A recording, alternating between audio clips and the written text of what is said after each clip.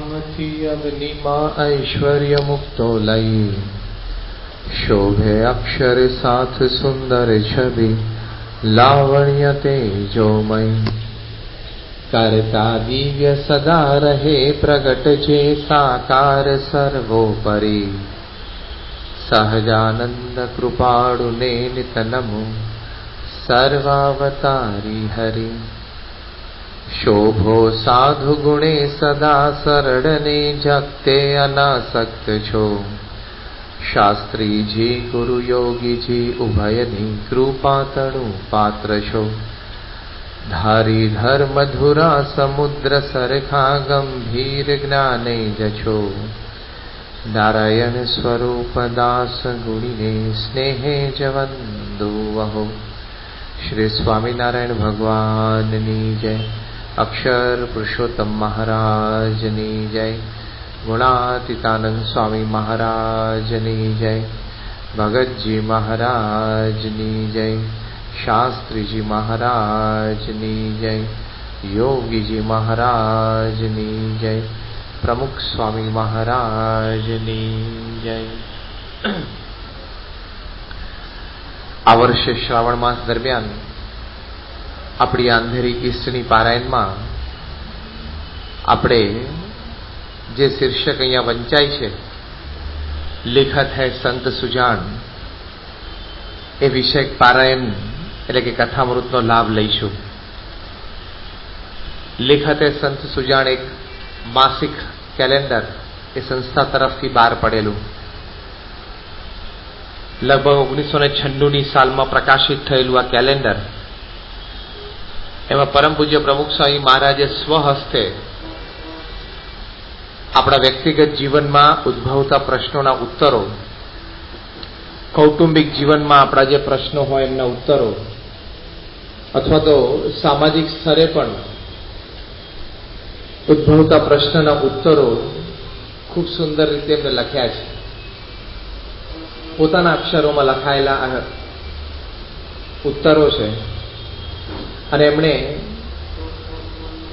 આપણી સુખાકારી માટે 31 દિવસના આ 31 પ્રશ્નો એના ઉત્તર સ્વહસ્તે લખ્યા અને આપણને 31 દિવસનું કેલેન્ડર પ્રાપ્ત થયું.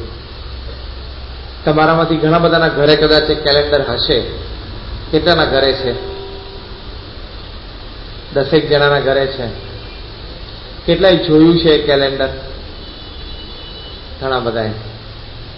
એમાં આપણે રોજ તારીખ પ્રમાણે એક કેલેન્ડરની એક તારીખ ફેરવીએ દિવસ પ્રમાણે, તો રોજ સવારે એક પ્રશ્ન વાંચવાનો એનો ઉત્તર મળી જાય. અને જો કેલેન્ડર 31 દિવસ દરમિયાન બરાબર રીતે જો વાંચીએ તો કોઈ દિવસ પ્રમુખ સ્વામી મહારાજને કે પત્ર લખવાનો આપણે વારો આવે નહીં. એટલું સુંદર એ કેલેન્ડર એ માર્ગદર્શન છે. કારણ કે આપણે જાણીએ છીએ કે જીવન જીવવા માટે દરેકને માર્ગદર્શનની જરૂર તો પડે જ. Life is a mystery. જીવન બહુ રહસ્યમય છે. આંટી ઘૂંટી આવે, સુખ દુઃખ આવે, માન અપમાન થાય, જય પરાજય થતો રહે. એટલે ઘણી બધી વિટમણાઓ એ જીવનમાંથી ઉદ્ભવતી હોય છે. એક મનુષ્ય જીવન પૂરું કરવું એટલે કોઈ ખાવાના ખેલ નથી. જો આપણે વિચાર વગર જીવન જીવીએ તો પસાર પશુની જેમ થઈ જતું હોય છે. પણ જો વિચારથી જીવન જીવીએ તો ઘણી બધી મુશ્કેલીઓનો સામનો આપણે કરવો પડતો હોય છે. એમાં આપણી બુદ્ધિ શક્તિ આવડત હોય એ આપણે લગાડીએ. કોઈ વડીલો હોય, કોઈ આવા સંત હોય, એનું માર્ગદર્શન જીવનમાં આપણને ઉપયોગી બને. એટલે જીવનમાં આ બધી જે રહસ્યમય ઘટનાઓ રહેલી છે એમાં માર્ગદર્શનની તો ચોક્કસ જરૂર પડે જ. કોઈ પણ ક્ષેત્રમાં માર્ગદર્શનની જરૂર પડે, માર્ગદર્શકની જરૂર પડે. પછી કોઈ એકેડેમિક ફિલ્ડ હોય, કોઈ સ્પોર્ટ્સ ફિલ્ડ હોય, ગમે તે ક્ષેત્રમાં એક કોચ કે ટીચર કે માર્ગદર્શકની જરૂર તો પડતી જ હોય છે. તો આ સત્સંગ છે, એ સત્સંગમાં પણ આધ્યાત્મિક ઊંચાઈ, બ્રહ્મરૂપ થઈને પરબ્રહ્મની ભક્તિ કરવી, એ પામવા માટે પણ માર્ગદર્શકની તો જરૂર પડે કે જેમણે માર્ગ બહુ સ્પષ્ટ જોયો હોય અને જે એવી સ્થિતિને પામ્યા હોય એવા સત્પુરુષનું માર્ગદર્શન તો જોઈએ. કારણ કે શ્રીજી મહારાજે પ્રથમના 66માં વચનામૃતમાં લખ્યું છે. વચનામૃતનું શીર્ષક જ એવું છે, શાસ્ત્રના શબ્દ છલનું. એટલે કે શાસ્ત્રમાં તો અનેક પ્રકારના આવા શબ્દો હોય, એ શબ્દ વાંચીને આપણી મતિ તો ભ્રમી જાય કે કોક શાસ્ત્રમાં તપ પ્રધાન લખ્યું હોય, કોકમાં ભક્તિ પ્રધાન લખી હોય, કોકમાં વૈરાગ્ય પ્રધાન લખ્યું હોય, તો કરવું શું? એનું જે બેલેન્સ છે લાઈફમાં, એ સત્પુરુષ કરી આપે. બેલેન્સ છે લાઈફમાં, એ સત્પુરુષ કરી આપે. જેમ આપણને ઘણી વખત માથું દુખે કે પગ દુખે તો આપણને દવા તો ખબર હોય, છતાં આપણે ડોક્ટર પાસે જઈએ અને પ્રિસ્ક્રિપ્શનમાં એ તમને 10 પ્રશ્ન પૂછીને એ બેલેન્સ દવા લખી આપે.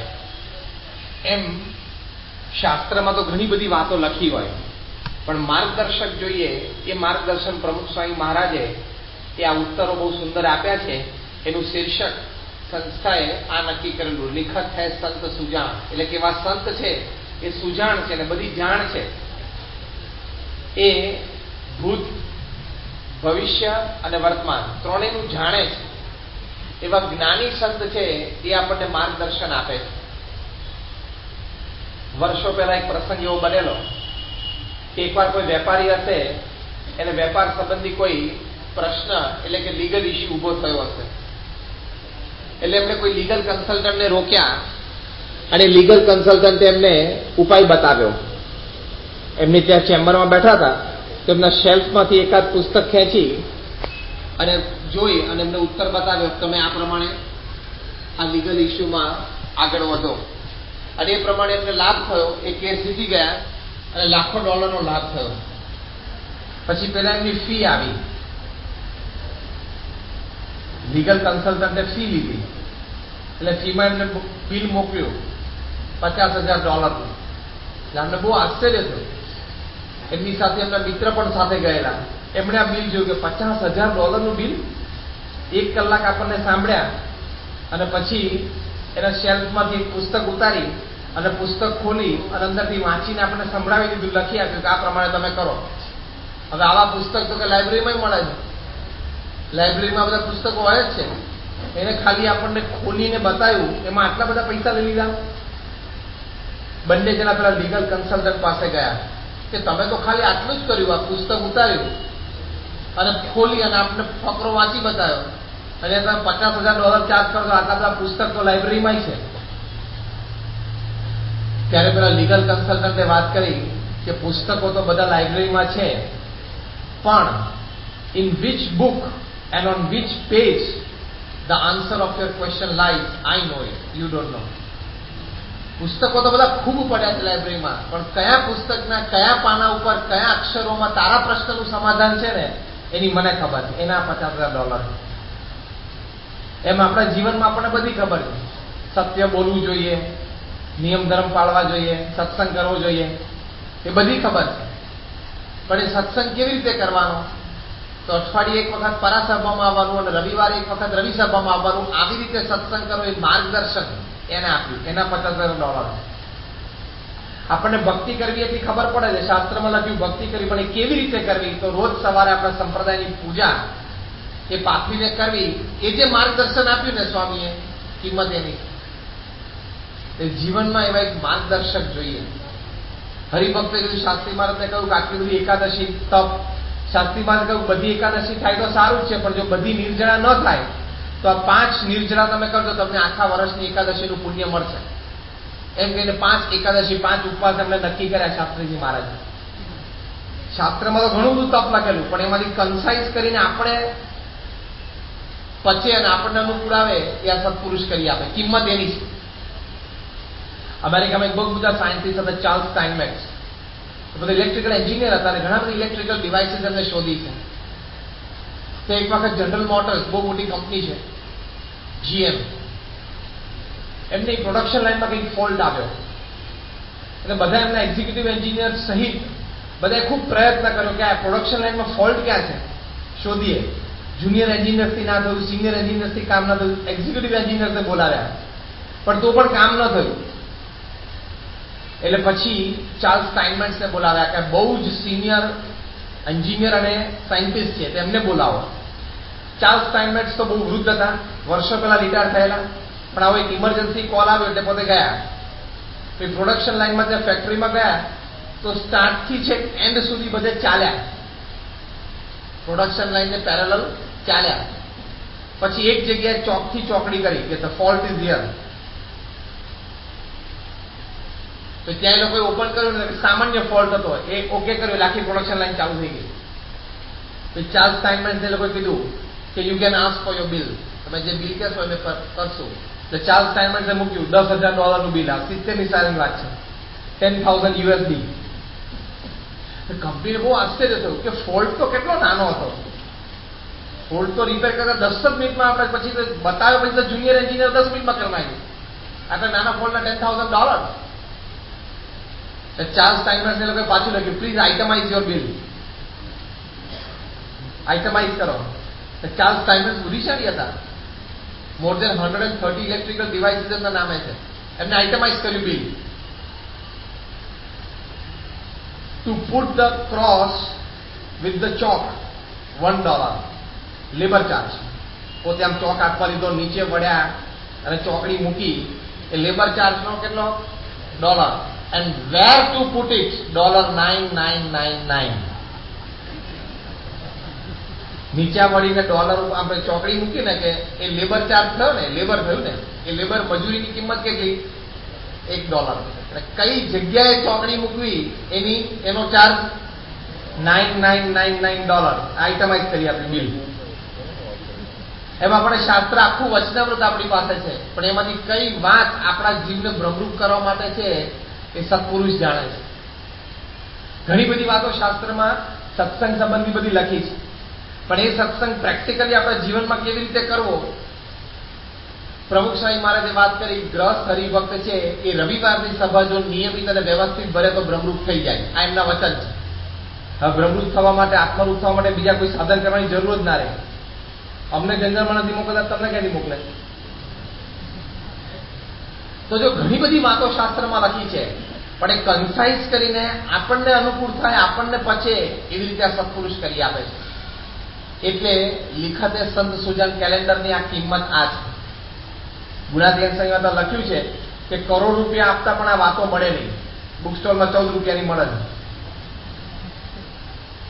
જે ગુણાધ્યાનની વાતો 14 રૂપિયામાં બુક સ્ટોલમાં મળે છે, એ વાતો માટે ગુણાધ્યાન શું બોલ્યા છે? કરોડ રૂપિયા આપતા વાતો મળે નહીં.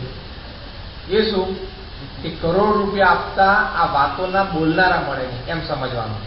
આ વાતોના કરનારા મળે નહીં. એટલે ગુણાતીત સત્પુરુષની વાત લગી. કારણ કે વાતની એટલી કિંમત છે. ગુણાતીત સાહેબ કહ્યું કે આ વાત તો જીવને ભ્રમરૂપ કરેલી છે. આ વાતો તો અંગ્રેજના લોઢા જેવી છે, અડતામાં અડગું કરે, લેશ રહે સંસાર. એ બધી વાતો ગુણાતીત સાહેબ લખી છે. તો જો આ વાતોની, આ શબ્દોની, આ માર્ગદર્શનની આટલી કિંમત છે, એટલે લિખતે સંત સુજન પારાયણમાં પ્રથમ મુદ્દો આપણે એ સમજવાનો કે જીવનમાં માર્ગદર્શકની જરૂર તો છે જ. એના વગર જીવનમાં કોઈ દિવસ પ્રગતિ થાય નહીં. અને અમુક કક્ષા સુધી તમે પહોંચો, ગમે તેવી માણસમાં ટેલેન્ટ હોય, ઇન્ટેલિજન્સ હોય, રિસોર્સિસ હોય, તો અમુક કક્ષા સુધી જ પહોંચાય. એ કક્ષાથી ઉપર જવું હોય ને તો મોટાની કૃપા જોઈએ. તમારી પાસે ગમે તેટલી ઇન્ટેલિજન્સ હોય, ટેલેન્ટ હોય, રિસોર્સિસ હોય, તમે અમુક કક્ષા સુધી જ પહોંચી શકો. અમુક કક્ષાથી ઉપર જવું હોય ને તો મોટાનો રાજીપો જોઈએ જ, કોઈ પણ ક્ષેત્રમાં. 2004માં ગ્રીસમાં ઓલિમ્પિક્સ થયેલી, એમાં ભારતને પહેલી વખત ઇન્ડિવિજ્યુઅલ કોમ્પિટિશનમાં બ્રોન્ઝ મેડલ મળેલો. આપણા શૂટર હતા રાજ્યવર્ધનસિંહ રાઠોડ.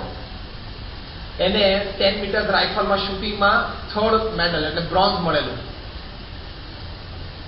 પછી મૂળ રાજસ્થાનના એટલે જયપુરમાં મુખ્યમંત્રીની હાજરીમાં એમનો સન્માન સમારંભ હતો અને મુખ્યમંત્રીએ 25 લાખ રૂપિયાનો પ્લોટ અને 50 લાખ રૂપિયા કેશ રાજ્યવર્ધનસિંહ રાઠોડને આપ્યા. એ સમારંભમાં બધાએ પ્રવચનો કર્યા, મુખ્યમંત્રી પણ હાજર હતા. પછી રાજ્યવર્ધનસિંહ રાઠોડને પ્રવચન કરવાનો વારો આવ્યો. એમણે ઉભા થઈને એક વાત કરી કે મારે આ 25 લાખનો પ્લોટ જોઈતો નથી, મારે આ 50 લાખ રૂપિયા પણ જોઈતા નથી, પણ જો સરકારને ખરેખર મારી સિદ્ધિઓ પસંદ પડી હોય તો મારે હજી પણ આગળ પ્રગતિ કરવી છે, મારે બ્રોન્ઝમાંથી ગોલ્ડ તરફ જવું છે, તો મારે કોચની જરૂર છે. મારે આ પ્લોટ નથી જોઈતો, હું 50 લાખ રૂપિયા પણ પાછા આપું છું, મને કોચ રાખી આપો.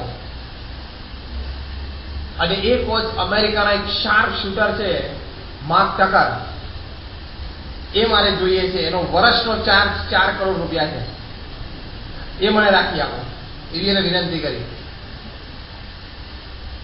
હવે આ જે માર્ક છે ને, એ કોઈ દિવસ ઓલિમ્પિક રમ્યા નથી, કોઈ દિવસ એમને કોઈ મેડલ મેળવ્યો નથી, તો આ બ્રોન્ઝ મેડાલિસ્ટને એને કોચ રાખવાની ઈચ્છા છે. કેમ? એના કોચિંગ નીચે ઓછામાં ઓછા 10 થી 12 જણા ગોલ્ડ મેડલ લઈ આવ્યા છે. એ પોતે ગોલ્ડ મેડલ નથી લાવ્યા, પણ એના કોચિંગથી 10 થી 12 જણા ગોલ્ડ મેડલ લાવ્યા છે. એ પાછું એક નવું માર્ગદર્શકનું એક નવું રહસ્ય પાછું. આ મહાન કોચ હોય ને, એ પોતે ગેમ્સ ના રમ્યા હોય, પણ એને ઇન એન્ડ આઉટ. અત્યારે તમે આ ફીફા વર્લ્ડ કપ થઈ, દરેક ફૂટબોલ ટીમનો કોચ એકેય ફૂટબોલ રમ્યો નથી. હો, એ કોઈ ગ્રાઉન્ડ ઉપર એને ફૂટબોલને કિક મારી જ નથી. રેરલી કોચ એક બે કોચ કોઈ એવા હશે, રેરલી. બાકી એને ગેમનું એટલું બધું નોલેજ હોય ને, એટલે માર્ગદર્શન આપી શકે.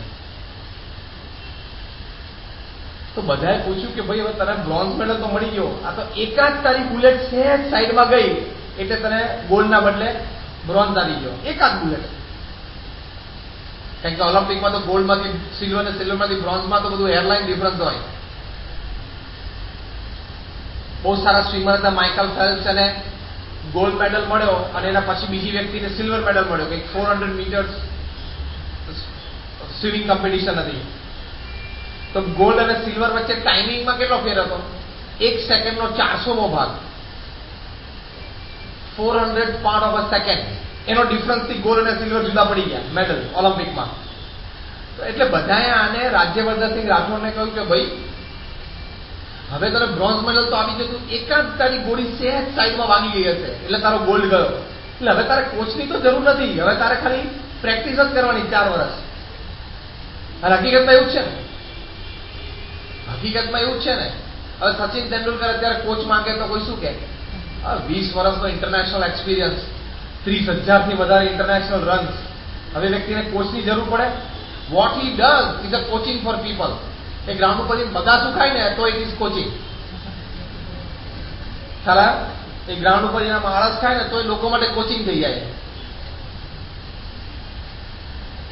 તો એ કક્ષાની વ્યક્તિ તમારે હવે શું કોચિંગ? તમારે પ્રેક્ટિસ જ કરવાની. બ્રોન્ઝમાંથી ગોલ્ડ જવું હોય તો એકાદ ગોળી છે બાજુમાં વાગી ગઈ હશે, બાકી ગોલ્ડ આવી જાય. કેવી રીતે ઉભા રહેવાનું શીખવાડવાનું હતું રાજ્યવર્ધનસિંહ રાઠોડને. કેવી રીતે ઉભા રહેવાનું રાઇફલ લઈને, રાઇફલનું બટ ક્યાં રાખવાનું શીખવાડવાનું હતું. એને બીજું કઈ નતું શીખવાડવાનું, બધું એને ખબર હતી. એટલે એને પૂછ્યું કે why do you need a coach now? તમારે હવે કોચની શું જરૂર છે? ત્યારે રાજ્યવર્ધનસિંહ રાઠોડે વાત કરી કે મારે હવે બ્રોન્ઝમાંથી જો ગોલ્ડ તરફ જવું હોય ને, તો મારે બધું ફાઇન ટેકનિક શીખવી પડશે. કે જ્યારે હું ટ્રિગર દબાવું ત્યારે મારે શ્વાસ લેવાનો, કાઢવાનો કે ભરી નાખવાનો, એ મને માર્ક શીખવાડશે. એરેના ક્લોઝડ હોય પણ અંદર એર સર્ક્યુલેશન ચાલુ હોય, તો એર સર્ક્યુલેશન ચાલુ છે તો 0.0000 મિલીમીટર્સમાં મારે નાળતું એડજસ્ટ કરવાનું. એ મારી સ્કીન ઉપર એર આવે ને, એ બ્રીઝની મોમેન્ટમ કેટલી છે ને મારે હાથની સ્કીન ઉપરથી પકડવાની, એ મને માર્ક શીખવાડશે. આવા એના 25 મુદ્દા કીધા. જો બ્રોન્ઝમાંથી હવે ગોલ્ડ તરફ જવું હોય ને તો આ બધું માર્ગદર્શન જોશે. આ કેવું? એકચ્યુઅલ શૂટિંગ વખતે અમે જે ડ્રેસ પહેરીએ છીએ, ડ્રેસનું વેઇટ એ બ્રોન્ઝમાંથી ગોલ્ડ તરફ મને લઈ જશે. એ શું? નીચેનું વેઇટ તો નળ નથી, પણ એના જે કોલર્સ પહેરે ટી શર્ટના, એ કોલર્સના વેઇટથી મારી બુલેટ ડાયવર્ટ થઈ શકે? Yes or no? એ માર્ક શીખવાડશે. ખબર પડી આવે. આ તો આપણને બધી બોલ્યો ત્યારે ખબર પડી, બાકી આપણે બહાર જ ના પડે. બધી બહુ મજા આવે શૂટિંગ કરવાની. એટલે સી, ગમે તે વ્યક્તિ ગમે તે સ્થાને હોય, એને ટોપમોસ્ટ પોઝિશન લેવી હોય તો એ નીડ્સ અ કોચ. બાકી થઈ જ ના શકે. એટલે ગુરુની આવશ્યકતા છે, એટલે સત્પુરુષની આવશ્યકતા છે. બ્રહ્મરૂપ થયા હોય, બ્રહ્મ સ્વરૂપ સંત હોય, ભગવાનના અખંડધારક સંત હોય, એના માર્ગદર્શનની તો ખૂબ જરૂર પડે. એ આ છે લિખતે સંદ સુજાણ. કારણ કે એમને જીવનના બધા જ રહસ્યોની ખબર છે. મનુષ્ય જીવન કેવી રીતે જીવવું એમને ખબર છે. પ્રમુખ સ્વામી મહારાજે કેટલું માર્ગદર્શન આપ્યું છે લોકોને. મોર દેન 2 મિલિયન પર્સનલ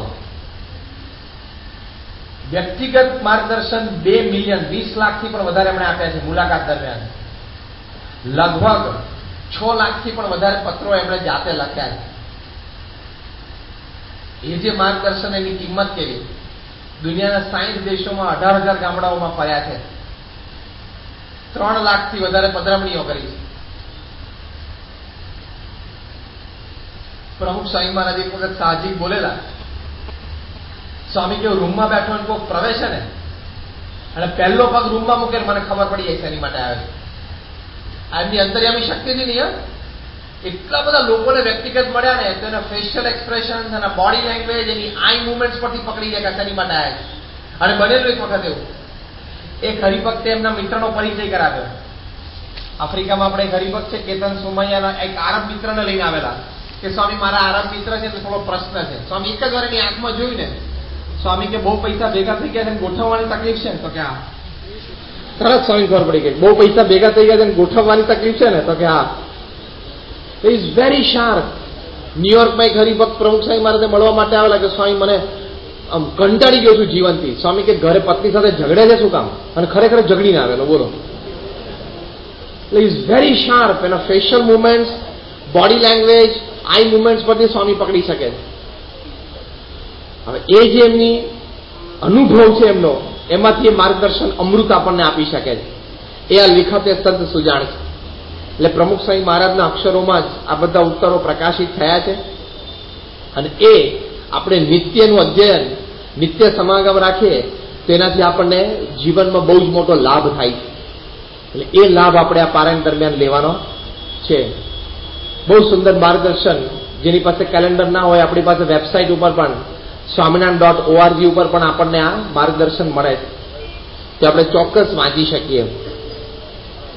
એ શબ્દો જે એમણે કયા છે, પ્રમુખ સ્વામી મહારાજે સ્વહસ્તે પોતાના અક્ષરોમાં લખેલા ઉત્તરો છે. પહેલી વાત આપણે એ સમજ્યા કે માર્ગદર્શક જોઈએ. બીજું આપણે એ સમજ્યા કે માર્ગદર્શનની ખૂબ કિંમત છે. ત્રીજી વાત એ સમજ્યા કે ગમે તે કક્ષાએ આપણે કોઈ પણ ક્ષેત્રમાં હોઈએ, યુ કેન ઓલવેઝ ઇમ્પ્રુવ. આપણે કાયમ સુધરી શકીએ છીએ, પ્રગતિ કરી શકીએ છીએ. એની માટે યોગ્ય માર્ગદર્શનની તો આપણને જરૂરિયાત પડતી હોય છે.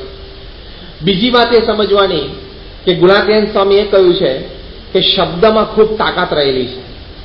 શબ્દ કરીને દેહ બંધાય છે.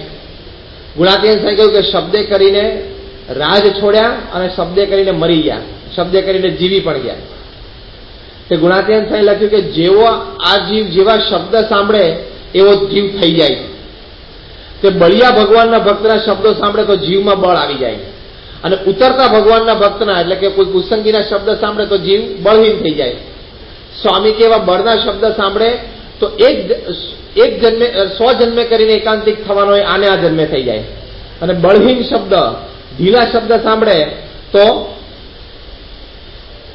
આ જન્મે કરીને 1 જન્મે કરીને એકાંતિક થવાનો હોય, એ 100 જન્મે કરીને એકાંતિક થાય. આટલું બધું તાકાત, આટલી બધી તાકાત શબ્દમાં રહેલી છે. The word power. એક શબ્દ એવો પડી જાય જીવન પરિવર્તન થઈ જાય, અને એક શબ્દ એવો પડી જાય જીવન સાવ ઉતરતું થઈ જાય. શબ્દોમાં એટલી બધી તાકાત છે. આખી પૃથ્વી ઉપર એવો ડર હતો એક સમયે કે સામ્યવાદ ફેલાઈ જશે.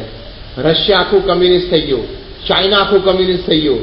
અમેરિકાના પ્રેસિડેન્ટ રિચર્ડ નિક્સનને ચિંતા હતી કે જો ઇન્ડિયા કમ્યુનિસ્ટ થઈ જશે તો દુનિયાની 70% પ્રજા કમ્યુનિસ્ટ થઈ જશે, કેપિટાલિસ્ટ કોઈ રહેશે જ નહીં, અને લોકો સુખ સાહેબીને આનંદથી રહી નહીં શકે. પણ કારણ શું? એક જ વ્યક્તિ, કાર્લ માર્ક્સ, લંડનમાં એક લાઇબ્રેરીમાં પંખા નીચે બેઠા બેઠાને સામ્યવાદના વિચારો લખ્યા. With few words, sitting under the fan in a London library, Karl Marx changed the course of history. આખો ઇતિહાસ પૃથ્વીનો પલટી નાખ્યો માણસે થોડા શબ્દોથી. તો જે શબ્દમાં એટલી બધી તાકાત રહેલી છે, એ શબ્દ એ ગુણાતીયન સ્વામી આપણને સમજાવે છે કે શબ્દે કરીને દેહ બંધાય છે. તો ગુણાતીત સત્પુરુષ આ શબ્દ લખેલા છે. તમે જો જયારે વિવેકાનંદ અમેરિકામાં ગયા ત્યારે ત્યાં સુધી બધા પ્રવચનના સંબોધનમાં શરૂઆતમાં બધા શું બોલતા હતા? Ladies and gentleman. વિવેકાનંદે શું શરૂઆત કરી? My dear brothers and sisters. આખો રેપ્ચર, આખો હોલમાં સ્ટેન્ડિંગ ઓવેશન આવી ગયું, બધા તાલીઓ પાડવા માંડ્યા. અને એક સંબોધનમાં એને અમેરિકાની પ્રજાને જીતી લીધી. જો આ શબ્દોમાં ખૂબ તાકાત રહેલી છે. ગાંધીજી તમે જો, એમણે નક્કી કરેલું કે કોઈ પણ ભોગે મારે સ્વરાજ લેવું જ છે, તો બધા લોકો એમનામાં જોડાઈ ગયા. અમદાવાદમાં ગાંધીજી પહેલી મિટિંગ લેવા માટે ગયા. 50 જણા બૌદ્ધિક વર્ગ હાજર હતા. એને કહ્યું કે માસને હું પછી સંબોધીશ, પહેલા 50-60 બૌદ્ધિક વર્ગને ભેગો કરો, બુદ્ધિશાળી જે મને સમજી શકે, જે મારા વિચારો સમજી શકે, ને જે લોકોનો સમાજમાં નાના મોટા વર્ગ ઉપર પ્રભાવ છે, પોતાની જ્ઞાતિમાં, સમાજમાં, યુનિયન્સમાં. એવા 50 જણા ભેગા થયા. ગાંધીજીએ પ્રવચનની શરૂઆત કરી કે આપણે ભારતને આઝાદી અપાવી. તો સભાના અંતે છેવાડે ખુરશી ઉપર 3-piece સૂટ પહેરીને પગ ઉપર પગ ચડાવીને મોઢામાં ચીરૂટ રાખીને એક જેન્ટલમેન બેઠા હતા. ગાંધીજીએ શરૂઆત કરીને ત્રીજું વાક્ય આવ્યું, મોઢામાંથી ચીરૂટ કાઢી નાખી. 10મું વાક્ય આવ્યું, જ્યાં પગ ઉપરથી પગ નીચે ઉતરી ગયો. 15 મિનિટ જ ગાંધીજીએ પ્રવચન કર્યું. 3-piece સૂટ કાઢી અને ગાંધીના ચરણોમાં માથું મૂકી દીધું. સરદાર વલ્લભભાઈ પટેલ 15 જ મિનિટમાં. ગાંધીજી ત્યાંથી નવસારી ગયા. Same scenario. સભાના અંતે ખુરશી ઉપર પગ ચડાવીને 3-piece સૂટ પહેરીને મોઢામાં ચીરૂટ રાખીને એક જેન્ટલમેન બેઠા હતા. આ સૂક લકડી બાવો શું વાતો કરશે ને શું આઝાદી લેવા નીકળ્યો છે? Mightiest military power in the world, the Britishers, એની સામે લડવું, આ શું વિચાર લઈને આવ્યો છે? અને 10 જ મિનિટ ગાંધીજી બોલ્યા ખાલી. ચીરૂટ મોઢામાંથી નીકળી ગઈ, 3-piece સૂટ ઉતરી ગયો અને ગાંધીના ખોળામાં માથું મૂકી દીધું. તમારી સાથે મોરારજી દેસાઈ. આવા મોટા મોટા માનધાતાઓ 10-10 મિનિટમાં ગાંધીજી સાથે લડતમાં જોડાઈ ગયા. એનું કારણ શું? જબરજસ્ત હૃદયમાં નિષ્ઠા હતી કે મારે દેશને આઝાદ કરવો છે. એ નિષ્ઠામાંથી જે શબ્દો પ્રગટ થાય એની કિંમત છે. એટલે વિવેકાનંદે ઉપનિષદનો અભ્યાસ કરીને દરેકને માતા પિતા કે મારા ભાઈ બહેન છે એવો સદભાવ દરેક માટે કેળવેલો. તો એ સદભાવમાંથી જે શબ્દો નીકળ્યા કે my dear brothers and sisters, એની અસર થઈ ગઈ. ગાંધીજીના હૃદયમાં જબરજસ્ત નિષ્ઠા હતી કે મારે દેશને આઝાદી અપાવી છે. એ નિષ્ઠામાંથી જે શબ્દો નીકળ્યા એની સરદાર વલ્લભભાઈ પટેલ અને મોરારજી દેસાઈ ઉપર અસર થઈ ગઈ. અમેરિકાના પ્રેસિડેન્ટ કેનેડીના હૃદયમાં સંકલ્પ હતો કે કોઈ પણ હિસાબે by the turn of this decade, that is by 1970, man must land on moon. એક અમેરિકન ચંદ્ર ઉપર પગ મૂકશે. એ શબ્દ જે નિષ્ઠામાંથી આવ્યા અને 1969માં એપોલો ગયું અને માણસે ચંદ્ર ઉપર પગ મૂકી દીધો. તો શબ્દમાં તાકાત રહેલી છે. શબ્દમાં એટલી બધી તાકાત રહેલી છે. માર્ટિન લુથર કિંગ, અમેરિકામાં એમને બ્લેક્સ માટે રાઇટ્સ લેવાતા કે બ્લેક્સ જે કાળી પ્રજા છે એને પણ ગોરી પ્રજા જેટલા હક મળવા જોઈએ. એમણે જેમનું વિશ્વ પ્રસિદ્ધ પ્રવચન છે 13 જ મિનિટનું છે, પણ એની શરૂઆત કરી આઈ હેવ અ ડ્રીમ, મારે એક સ્વપ્ન છે. શું સ્વપ્ન? પછી બધું વર્ણન બહુ સરસ કર્યું છે કે કોક દિવસ આ કાળા કુટુંબનો પણ એક છોકરો ગોરા છોકરા સાથે બેસીને એક બેન્ચ ઉપર ભણે. મારે પણ એક સપનું છે કે આ સિટી બસમાં કાળી બાઈ બેઠી હોય, કોઈ ધોળી બાઈ આવે તો એની માટે એને ઊભું ના થવું પડે, એને સીટ ઓફર ના કરવી પડે, એને પણ સમાન હક બને. I have a dream that someday a black rules the land of America. એ બોલી ગયા હતા માર્ટિન લુથર કિંગ, અને આજે સ્વપ્ન સત્ય ઠરી ગયું. ઓબામા અમેરિકાના પ્રેસિડેન્ટ બની ગયા. શબ્દમાં તાકાત છે. શબ્દમાં ખૂબ તાકાત રહેલી છે. એટલે ગુણાતીયન સ્વામીએ કથા વાર્તા ઉપર આગ્રહ રાખ્યો છે. અને એટલે મહારાજે એમને આજ્ઞા કરી કે તમારે કથા વાર્તા કરવી. તેમાં ખૂબ શક્તિ રહેલી છે. અને ભગવાન સ્વામિનારાયણે પણ લોયાના 12મા વચનામૃતમાં શબ્દની તાકાત, શ્રીજી મહારાજ સંકલ્પ લઈને પૃથ્વી ઉપર આવેલા પૂર્ણ પુરુષોત્તમ નારાયણ કે મારે દરેક જીવને ઉત્તમ નિર્વિકલ્પ નિશ્ચય દ્રઢ કરાવવો છે, પોતાનું યથાર્થ સ્વરૂપ ઓળખાવવું છે, બ્રહ્મરૂપ કરીને નિર્વાસનિક કરીને ભગવાનના ધામમાં એમને પહોંચાડવા છે. તો શ્રીજી મહારાજે આ વચનામૃત ઉદ્બોધ્યા છે. તો એ વચનામૃતના શબ્દોમાં પણ જબરજસ્ત તાકાત રહેલી છે. એક એક વચનામૃત આપણે વાંચીએ અને નંદ પરમહંસોએ બહુ સુંદર રીતે એનું એડિટિંગ કરીને ગ્રંથિત કરેલા આ શબ્દો છે. તો એમાંથી ઉત્તમ મુમુક્ષુઓને ઘણી બધી પ્રેરણાઓ મળતી રહે છે. એટલે